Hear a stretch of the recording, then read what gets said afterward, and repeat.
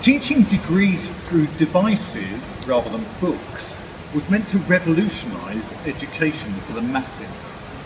But research out from the US this week shows that those most likely to benefit from massive open online courses, or Moocs as they're called, are those with degrees already.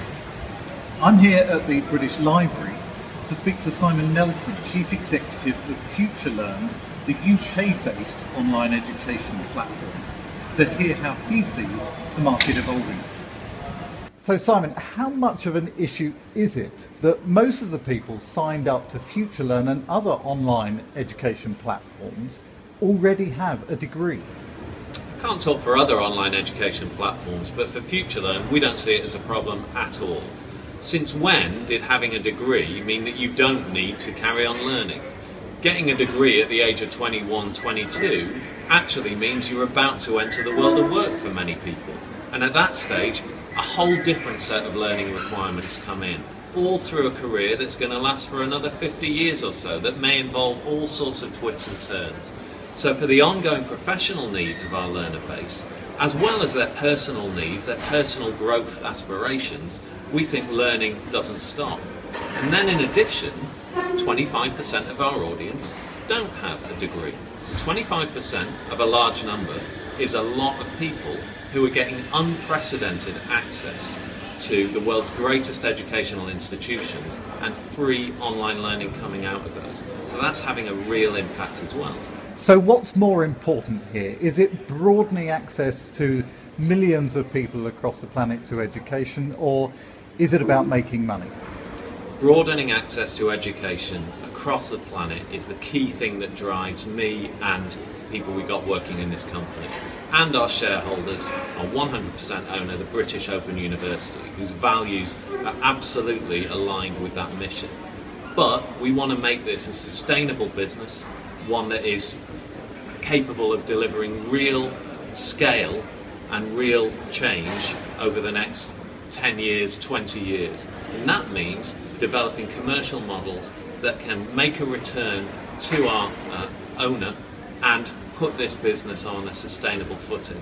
So I don't see them in conflict at all, and I actually think the dynamism that the commercial imperative brings to the mission actually is key to our success. So how do you make money from online education? So the idea is that the learning is free, the courses are free, and anyone anywhere can sign up, and we don't force them to buy or pay for anything.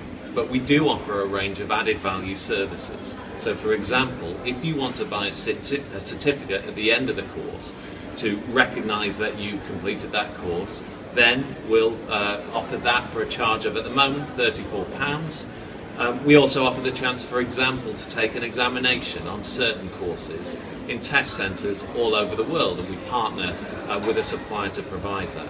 So the idea is free learning, but then a range of added value, genuinely added value services that we can offer for a payment. A criticism of online education has been that a lot of people signing up for these courses don't complete them. Do you see that as a challenge? FutureLearn is a free online learning platform, and we get lots of people who sign up to our courses with the very best of intentions, but then when the course actually starts a few weeks later, life gets in the way and they just can't actually do it at that time. We don't beat ourselves up about that. They'll come back in the future, we hope, when the time is right. What we measure is the people who start our courses and how many of them carry on through them. And we're very, very proud of the fact that a quarter of the people who start our courses fully participate in them, which is our metric, which says they've done the majority of steps within the course and all of the assessments. And we think that's a very powerful figure for a platform like ours.